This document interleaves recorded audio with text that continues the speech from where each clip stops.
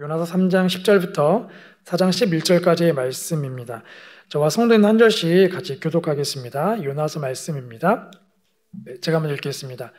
하나님이 그들이 행한 것, 곧 그 악한 길에서 돌이켜 떠난 것을 보시고 하나님의 뜻을 돌이키사 그들에게 내리리라고 말씀하신 재앙을 내리지 아니하시니라. 여호와께 기도하여 이르되 여호와여 내가 고국에 있을 때에 이러하겠다고 말씀하지 아니었나이까. 그러므로 내가 빨리 다시스로 도망하여 싸우니 주께서는 은혜로우시며 자비로우시며 노하기를 더디하시며 인애가 크시사 뜻을 돌이켜 재앙을 내리지 아니하시는 하나님이신 줄을 내가 알았음이니이다.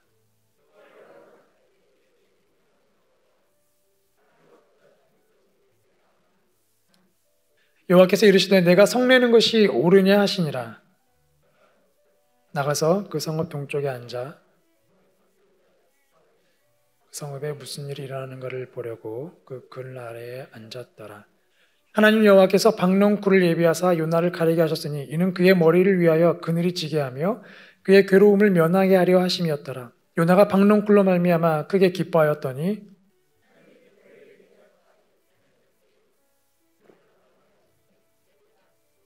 해가 뜰 때 하나님이 뜨거운 동풍을 예비하셨고 해는 요나의 머리에 쪼임에 요나가 혼미하여 스스로 죽기를 구하여 이르되 사는 것보다 죽는 것이 내게 나으니이다 하니라.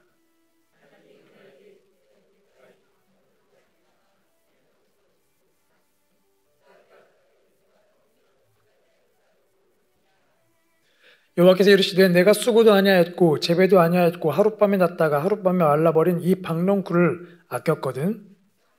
이 큰 성읍 니느웨에는 좌우를 분별하지 못하는 자가 12만여 명이요 가축도 많이 있나니 내가 어찌 아끼지 아니하겠느냐 하시니라. 아멘. 네, 오늘 메마른 땅에도 추수를 두 번째 시리즈로 주권에 대한 말씀을 나누려고 합니다. 메마른 땅에도 추수를. 저희가 지난주부터 지금 이 메마른 땅 시리즈를 나누고 있습니다.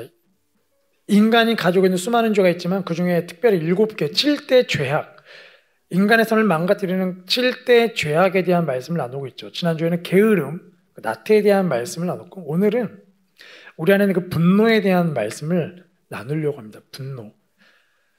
코로나로 인해서 이렇게 뉴스를 보면 참 안타까운 뉴스들이 많이 있죠. 그 중에 하나가 이 마스크를 썼네 안 썼네에 대한 그 폭력 사건들을 보면 참 씁쓸하기도 하고 한편은 마스크 쓴 사람은 답답함을 경험한 사람으로서 참 공감도 되고 근데 국민적으로 이렇게 어떤 이 코로나로 인해서 그 코로나 블루라는 우울함을 넘어서 이제는 코로나 레드라는 그 분노로 향하고 있죠. 비단 마스크에 대한 부분뿐 아니라 하루 종일 집에 있어야 하는 그런 자녀를 돌보는 학부모에게서도 짜증나는 상황들이 참 많고 힘들고 빨리 학교 시작했으면 좋겠고 내 자녀가 아닌 같은 상황들이 펼쳐지고 그런 상황들이 또 집에서도 계속 일어나고 있는 상황입니다. 그런 짜증들이 자꾸 이제 분노로 화로 이렇게 표출되기도 하죠. 그래서 서울보건대학교에서 이 코로나로 인해서 뉴스 보도를 보면서 어떠한 감정들이 있으십니까? 라고 설문조사 했는데 1위는 이제 우울함이고 2위가 분노였습니다. 그런데 이 수치가 똑같이 1위는 늘 우울함이고 2위는 분노인데 이 우울함이 아주 그냥 최고치를 찍고 있죠. 그런데 8월 초가 아니라 이제 8월 말쯤 이 사회적 거리단계가 더 강화된 시즌에 맞춰 또 한 번 설문조사해 보니까 1, 2위는 변함이 없는데 이 1위에 있는 우울함의 수치는 퍼센트는 떨어졌는데 2위 분노는 올라갔습니다.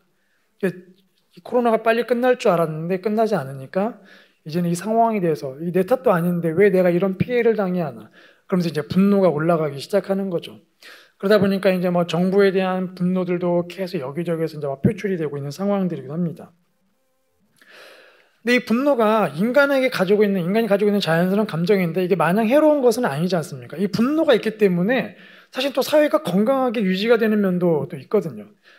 하나님은 공의 하나님이십니다. 공의를 위해, 정의를 위해 하나님은 화를 내시죠. 분노하시고 심판하시고 재앙을 내리십니다. 자녀를 돌이키기 위해서 화를 내시기도 하죠. 예수님도 마찬가지죠. 성전에 가셨는데 성전에 시장바닥이 되어버린 상황을 보면서 그 공의로 인해서 분노를 하셨습니다. 그렇기 때문에 성전을 다시 정화하는 일들도 하셨던 거죠. 우리도 마찬가지입니다. 이 정의에 대한 분노심 때문에 프랑스 혁명이 시작되고 민주화 운동이 시작되고 민주주의가 세워지고 사회가 조금 더 건강하게 세워지는 일들 전 국민의 분노를 자아낸 사건이 일어나면 청와대 게시판에 글을 올려서 청원 게시판, 자, 클릭해 주세요. 30만 도달, 정부는 발표해 주세요. 뭔가 이 분노를 표출하고 이 분노가 이 정에 대한 문제이기 때문에 사회를 건강하게 해주기도 하는 중요한 요소이기도 합니다. 근데 문제는 이 분노를 다스리는 이 인간에게 한계가 있다는 거죠. 인간은 이 분노를 조절할 수가 없습니다. 일단 정의의 기준을 조절할 수가 없어요. 이 사회를 바꾸겠다고 정의의 기준을 세우고 분노를 표출하고 운동을 일으키지만 사회가 정말 정착이 되고 나면 이제는 그 분노가 이 사회가 아니라 이 사회를 병들게 한 그 누군가를 향해 분노의 방향이 바뀌고 그 누군가를 적으로 원수로 간주하고 이제 없애야 한다라는 일들도 생기게 되죠. 뭐 굳이 이 사회 현상뿐만 아니라 우리 자신도 보면 화를 내보신 경험 생각해 보시면 처음에 조그마한 것도 화를 내지만 화를 한 번 내면 이 몸의 온도가 올라가지 않습니까? 그러면 한 번 표를 냈으니까 에너지를 뿜었으니까 가라앉아야 하는데 가라앉지가 않죠. 더 화가 이제 올라가기 시작하는 거죠. 내면 낼수록 이 화의 온도는 점점 올라가기 시작합니다. 그렇다고 또 화를 안 내자니 우리 한국이 말하는 정신병의 고유명사로 등록된 그 화병이 또 우리 안에 생기기 때문에 이 분노는 어떻게 표출해야 하는 거가 참 우리에게 늘 숙제이죠. 분명한 것은 이 분노를 표출할 때에 우리의 인간적 한계 상황 때문에 내가 정의롭다고 생각하기 때문에 분노를 표출할 수밖에 없고 그 정의를 이루기 위해 더 분노를 표출하게 되고 결국은 자신이 정당하다는 것을 더 드러내기 위해서 때로는 하나님의 이름을 전면에 내세우기도 한다는 겁니다. 그래서 때로는 종교가 이 분노로 인해서 사회를 망가뜨리는 역설적인 상황들이 일어나기도 하죠. 오늘 본문에 나오는 내용도 바로 이 분노에 대한 부분입니다. 요나 4장 9절 말씀을 보면 하나님과 요나의 대화에 이런 내용이 나오죠. 하나님이 요나에게 이르시되 내가 이 박렁꿀로 말미암아 성내는 것이 어찌 옳으냐. 그가 대답하되 내가 성내어 죽기까지 할지라도 옳습니다.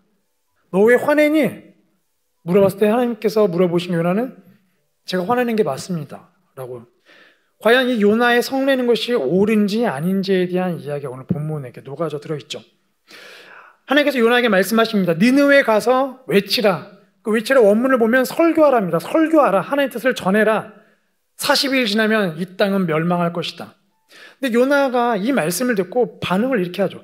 요나의 이름 뜻이 비둘기입니다. 비둘기는 전령이잖아요. 어떤 편지를 보내는 전령. 그렇기 때문에 요나는 하나님 말씀을 전하는 전령사인데 그런 일이 일어나면 안 됩니다 하면서 다시스로 도망가게 되죠. 왜냐하면 이 느느웨 아수르라는 나라의 수도인데 성경에 여러 가지 나라들이 등장하지 않습니까? 아수르라는 유명한 나라, 바벨론, 블레셋. 바벨론 하면 거대한 대제국의 이미지가 있고 아수르는 잔인한 나라의 이미지가 있습니다. 그래서 아수르에 대한 역사들을 보면 아수르는 한번 전쟁을 일으키면 이 상대방 국가를 패배시키는데 포로로서 머무는 게 아니라 그 나라를 역사에서 지워버립니다. 파멸시키는 거죠. 그리고 공포를 자아내기 위해서 포로를 잡으면 그 포로가 좀 더 반항하면 살가죽을 벗겨서 장대에 걸어 올립니다. 공포심을 조장하는 거죠. 얼마나 잔인한 국가였으면 하나님께서 나홈이란 선지자 입술을 통해서 그 나라가 피의 성읍이라고 아주 정확히 말씀하시죠. 다른 나라의 피에 세워진 나라 아수르. 그러니까 이 요나가 당장 자기 북이스라엘의 지금 적대국이기 때문에 이 나라는 정말 말 그대로 역사에서 사라져도 합당한 나라인데 그 나라에 가서 하나님의 말씀하신 회개를 전하라니 절대 그런 일이 일어나면 안 되는 겁니다. 이 나라는 회개라는 단어도 절대 들으면 안 되고 하나님이라는 단어도 절대 들으면 안 되는 거예요. 행여나 그거 듣고 한 명이라도 마음 돌이키면 안 되는 겁니다. 이 나라는 모두 다 빨리 죽어서 사라져야 하는 민족인 거죠. 그러니까 하나님 말씀에 순종할 수 없어서 결국은 다시스로 도망갔다가 물고기 뱃속에 들어갔다가 다시 회개하고 다시 니느웨로 물고기가 뱉어내서 결국은 다시 그 땅에 가서 회개하라고 선포를 마지못해서 하게 되죠. 그런데 그 마지못해 한 선포가 결국 그 나라를 뒤집어 엎어버린 결과가 생깁니다. 요나 3장 10절 말씀 같이 읽겠습니다. 시작. 하나님이 그들에게 행한 것고 그 악한 길에서 돌이켜 떠난 것을 보시고 하나님이 뜻을 돌이키사 그들에게 내리려고 말씀하신 재앙을 내리지 아니하시니라. 네. 하나님께서 니느웨 백성들이 요나의 메시지를 듣더니 왕이 명령을 내려 온 나라는 회개해라. 가축까지도 회개해라. 그래서 온 나라가 자기들의 신이 아니라 이 요나라는 그 자기네나라의 적대국, 이 약소국인 이스라엘에서 넘어온 자기들에게 아주 안 좋은 말하고 있는 그 요나의 말에 반응해서 요나라는 사람이 섬기는 그 하나님께 반응해서 회개하는 일어날 수 없는 일이 일어나게 된 겁니다. 대반전이 일어난 거죠. 그래서 하나님께서 그 나라에 대한 재앙을 거두어 가시죠. 요나가 볼 때는 일어나서 안 되는 일들이 일어나 버린 거죠. 그래서 요나가 이제 화를 내기 시작하는 겁니다. 우리 1절부터 2절 말씀 같이 읽겠습니다. 시작. 요나가 매우 싫어하고 성내며 여호와께 기도하여 이르되 여호와여 내가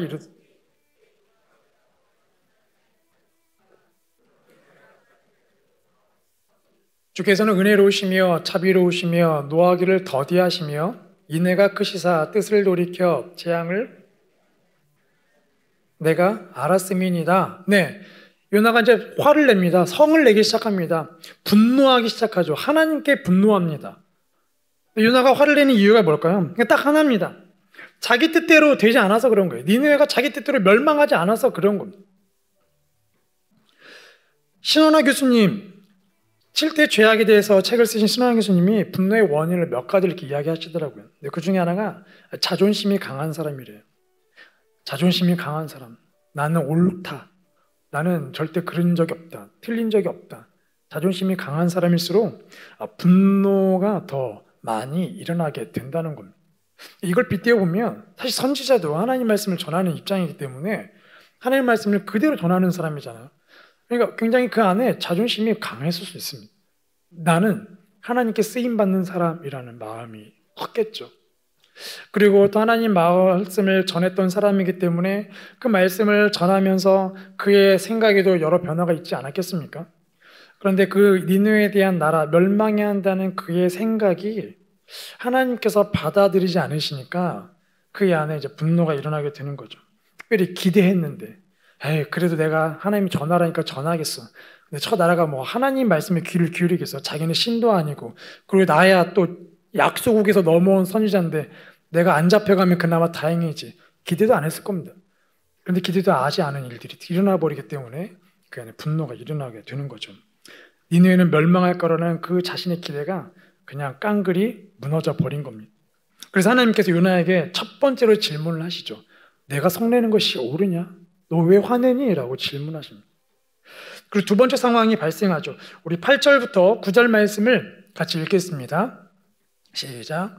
해가 뜰 때에 하나님이 뜨거운 동풍을 예비하셨고 해는 요나의 머리에 쪼임에 요나가 혼미하여 스스로 죽기를 구하여 이르되 사는 것보다 죽는 것이 내게 나으니이다 하니라. 하나님이 요나에게 이르시되 내가 이 박농쿨로 말미암아 성내는 것이 어찌 옳으냐 하시니 그가 대답하되 내가 성내어 죽기까지 할지라도 옳으니이다 하니라. 네, 두 번째 상황입니다. 요나가 이제 그 성읍에서 무슨 일이 일어나나 그렇게 앉아있는데 햇빛이 뜨겁죠. 하나님이 요나의 생각에서 박농쿨이 자라게 하셨습니다. 그래서 그 박농쿨을 너무 기뻐했어요. 그늘이 생겼구나. 다음날 벌레를 보내서 박농쿨을 갉아먹고 시들겠죠. 또 화를 냅니다. 하나님이 또 물으시죠. 네가 왜 화를 내니? 사실 자기 뜻대로 박농쿨이 그늘을 계속 유지하지 않고 죽었기 때문에 또 화가 나는 거죠. 이 모든 게 내 뜻대로 지금 돌아가지 않고 있는 상황들입니다. 그래서 하나님께서 두 번째로 요나에게 또 질문하시죠. 왜 화를 내니? 네 화내는 게 지금 옳으니? 라고 또 질문하십니다. 참 인격적이지 않으십니까? 요나에게 화를 왜 내냐고 물어보시는 건 너의 화가, 너의 분노가 정당한 것이냐라고 물어보시는 겁니다. 요나의 분노가 사실은 정당하지 않기 때문에 그런 거죠. 최근 여러분 우리 안에 일어난 분노가 있다면 생각해 보십시오. 어떤 상황으로 인해 분노가 일어났습니까? 뭐 관계에 대한 분노가 있을 수 있고 일터에 대한 분노, 상황에 대한 분노, 뭐 어떤 사회 현장에서 분노가 있겠죠. 근데 그 분노에 대해서 하나님께서 만약에 우리에게 물어보신다면 너 왜 화를 내니? 너 그것 때문에 왜 화를 내니? 물어보신다면 요나처럼 당당하게 당연히 화가 나죠. 하나님께서 화가 안 나겠습니까? 물어볼 수 있을까요? 요나의 분노는 참 이기적입니다. 내 안에 내 마음대로 내 뜻대로 이 나라가 멸망하지 않았기 때문에 이 나라가 멸망해야 하는데 왜 이 나라가 지금도 남아있는 거죠? 왜 살아남았죠? 자기 뜻 되지 않았기 때문에 화가 나는 거죠. 근데 이걸 좀 더 근본적인 출발점으로 돌아가 보면 찾아가 보면 이 세상은 나 중심으로 돌아가야 한다는 그 교만함이 그 안에 묻어 있는 겁니다. 그래서 헬리나 우엔이 분노에 대해서 이렇게 이야기를 했습니다. 자신의 권위와 견해가 더 옳고 우월하기 때문에 마땅히 존중받아야 한다고 생각한다. 이것이 무시되면 분노가 올라온다고. 내가 옳은 겁니다. 내 기준이 옳은 거예요. 하나님 기준보다 내 기준이 더 옳은 거죠. 그래서 분노하는 겁니다. 근데 사실 생각해보면 하나님께서 요나에게 이런 질문을 할 필요가 전혀 없으세요. 뭐로 굳이 요나에게 그런 것들을 따져가며 감정을 살피십니까? 하나님이 일하시는 건데, 야, 요나 넌 조용히 있어. 그럼 용서하시면 되는데 왜 굳이 요나의 감정을 하나하나 살펴보고 점검해보면서 왜 하나하나 눈치 보는 것처럼 왜 하나님께서 요나에게 이런 반응을 보이실까? 왜냐하면 요나를 깨닫게 하시는 그 과정 가운데에 분노에 대한 비밀이 그 안에 숨겨져 있기 때문에 그렇습니다. 우리 함께 10절 말씀, 11절 말씀을 읽겠습니다. 시작. 여호와께서 이르시되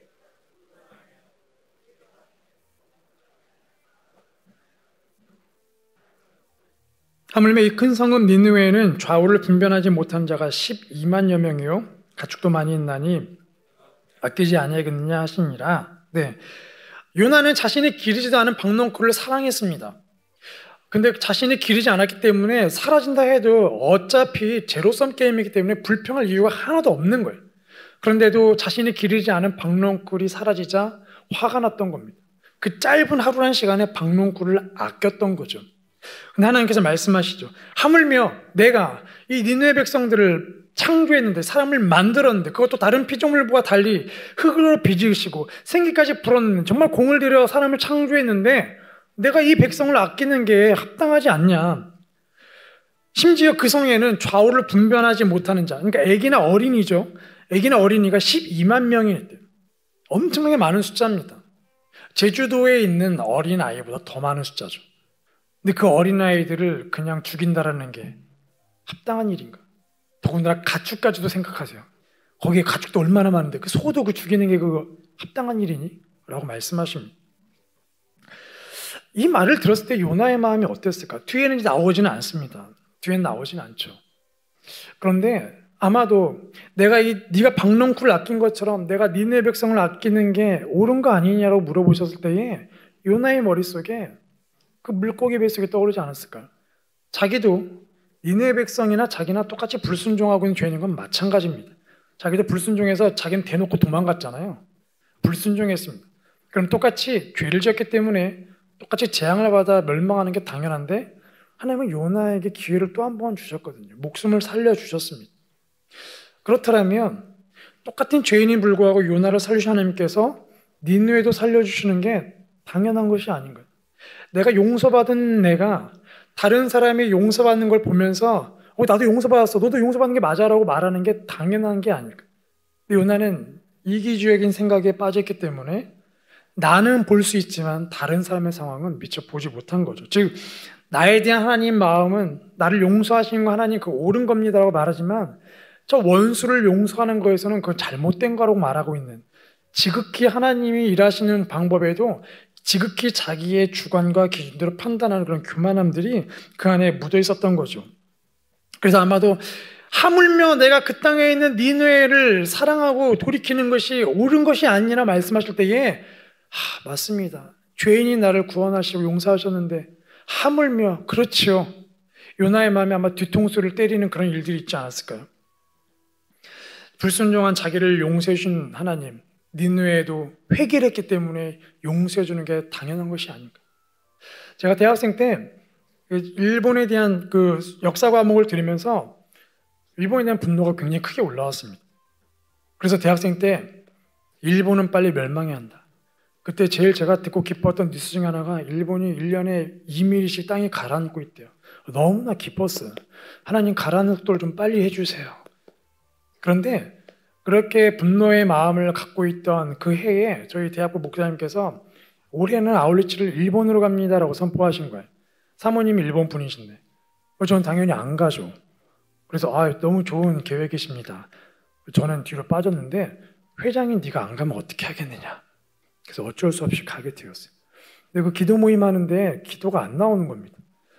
기도 인도도 제가 하기도 싫고, 그래서 팀장을 따로 세우고 저는 뭐 기도회 잘 안 하고 그랬습니다. 근데 이제 일본에 가서 사역을 하는데 어떤 노숙자 교회에서 사역을 하는데 제가 저 구석에서 이렇게 드럼을 치고 있었는데 이렇게 드럼 치면서 보면서 노숙자분들이 막 찬양을 하니까 웃긴다. 너희가 무슨 찬양을 하니? 곧 죽을 건데. 이런 생각들을, 참 불순한 생각들을 했었어요. 그런데 주일날 각 팀별 나눠서 교회에 가서 특순을 하고 점심 식사를 하는데, 제가 이제 그 테이블에 이렇게 끝자리에 앉아 있는데 한 할아버지께서 오시더니 제 앞에 무릎을 꿇으시는 거예요. 일본말로 고메나사이라고 하시는 거예요. 고메나사이. 스미마생도 아니고 고메나사이. 죄송하다는 겁니다. 제가 이제 어른이시니까 아유 왜 그러시냐고 일어나시라고 했더니 고메나사이 고메나사이. 그래서 일본 분들 공손한 그 절 있잖아요. 그걸로 계속 죄송하다니. 무슨 얘기인가 이렇게 들어보니까 이 할아버지께서 이제 자기네 교회에 한국 대학생들이 온다는 얘기를 들었는데 기도하다가 하나님께서 말씀하신 거예요. 거기에 팀장으로 섬기고 있는 대학생한테 가서 일본의 그 전범 역사 때문에 사죄하라는 겁니다. 제가 그날 소개할 때 이렇게 소개했거든요. 이 팀 섬기고 있는 누구입니다. 이렇게 소개했거든요. 할아버지께서 소개를 들으시고 아, 저 학생이구나라고 생각하시고 점심 식사 시작하자마자 바로 오신 거예요. 그래서 울면서 너무나 미안하다고, 우리 조상들이 저지른 죄를 내가 먼저 사과한다고. 근데 그 사과를 듣는데 평소 같으면 아, 저 용서 못한다고요. 저 빨리 이거 용서 못합니다. 이렇게 말을 해야 하는데 그러나 하나님께서 저에게 이렇게 말씀하시는 거예요. 네가 뭔데 저 할아버지를 용서할 수 있냐? 라고 말씀하시는 거예요. 네가 뭔데? 그러면서 그 드럼 칠 때 가졌던 그 생각 현상을 떠올리게 하시는 거예요. 네가 이 사람들 이렇게 저주했는데 네가 뭔데 이 할아버지를 용서할 수 있겠느냐? 근데 그 사건 이후에 이제 할아버지 껴안고 아유 할아버지 제가 뭘 용서하겠어요 할아버지 아유 제가 죄송합니다. 그러고 이제 그렇게 사역을 마치고 돌아오고 나서 제 마음에 일본에 대한 마음이 바뀌었습니다. 아, 일본은 저렇게 멸망하면 안 되겠구나. 빨리 회개해야겠구나. 그 이후로 일본에 대한 사역의 길을 계속 열어주시더라고요. 이 요나가 아마도 이 니느웨를 아끼는 것이 정당하지 않냐? 박넝쿨도 너는 아꼈는데? 라는 말씀을 들었을 때에 니느웨는 아마 그 하나님의 그 마음을 알게 됐을 겁니다. 생각지도 못한, 내 기준이 옳다고 생각했는데 그렇지 않다는 것을 알게 된 거죠. 하나님은 우리가 그 하나님 마음을 알기를 원하세요. 어떤 상황이든 내 판단과 기준대로 반응하기를 원하시는 게 아니라 어떤 상황이든 하나님의 기준과 판단대로 반응하기를 원하시고 그 마음을 알기를 원하시더란 거죠. 나에 대한 하나님의 생각뿐만 아니라 내 주변에 있는 사람들에 대해서도 하나님의 그 마음을 알기를 원하시다는 겁니다. 즉 이것이 바로 하나님의 주권을 인정하는 겁니다. 하나님의 뜻이 어떻게 이루어질지를 생각하는 것, 바로 이게 하나님의 주권을 인정하는 겁니다. 하나님, 저 니느웨 땅이 어떻게 될까요? 저는 정말 멸망이 좋겠는데 하나님 생각은 뭡니까? 나는 천하가 회복하기를 원한다. 그럼 하나님의 주권, 주인된 권리가 나타나기를 원합니다라고 인정하는 것, 바로 이 주권에 대한 부분이죠. 우리가 분노가 일어나는 상황들이 참 많습니다. 내 마음대로 되지 않는 해결되지 상황들 속에서 내 뜻대로, 내 기준대로 판단하는 게 아니라 하나님, 이 상황에서 하나님은 뭘 하기를 원하십니까? 하나님, 이 나라가 어떻게 되기를 원하십니까? 이 코로나 이 상황 어떻게 되기를 원하십니까? 하나님은 오히려 이런 질문들을 던지기를 원하신다. 하나님 마음을 알기를 원하시고 그 주권을 인정하기를 원하신다는 거죠. 이 말씀을 준비하면서 제가 그때에 그 일본에 대해서 막 분노심을 가졌던 그때에 하나님 주셨던 말씀이 로마서 12장 19절 말씀이었습니다. 이렇게 기록되어 있죠. 내 사랑하는 자들아 너희가 친히 원수를 갚지 말고 하나님의 진노하심에 맡기라. 기록되었을 때 원수 갚는 것이 내게 있으니 내가 갚으리라고 주께서 말씀하시니라. 우리가 관계에서 분노가 일어날 때도 원수를 우리가 만들고 이거 죽어야 되라 말하지만 그 원수를 갚지 말라는 겁니다. 하나님의 주권에 맡기라는 거죠. 즉 하나님께서 어떻게 반응하기를 원하십니까? 하나님께 물어보라는 거죠. 우리가 하나님의 주권을 인정하게 되면 우리의 분노가 자리를 잃어버리기 시작합니다. 우리의 마음에 분노가 잠잠해지기 시작하고 하나님의 뜻이 무엇인지를 구하는 기도가 우리 안에 차기 시작하죠. 하나님, 나 같은 죄인도 구원하셨는데, 나 같은 이런 머저리도 구원하셨는데, 나 같은 이런 미련한 사람도 구원하셨는데 하나님, 저 사람은 어떻게 하기를 원하십니까? 그 주권들 자꾸 물어보고 그 마음을 물어보게 된다는 거죠. 그럴 때 우리의 생각이, 우리의 감정이 점점 깊고 넓어지기 시작한다는 겁니다. 그래서 하나님께서 우리에게 끊임없이 말씀하시죠. 마태복음 6장 33절 말씀처럼 이렇게 말씀하십니다. 같이 읽겠습니다. 시작. 그런즉 너희는 먼저 그의 나라와 그의 일을 구하라. 그러면 이 모든 것을 너희에게 더하시리라. 하나님께서 말씀하세요. 우리의 분노가 일어나는 상황 속에서도 너희는 먼저 그의 나라와 의를 구하라. 하나님의 뜻이 무엇인지 물어보라. 너의 기준대로 판단하지 말고 반응하지 말고 하나님이 과연 이것에서 어떤 일을 하기를 원하십니까?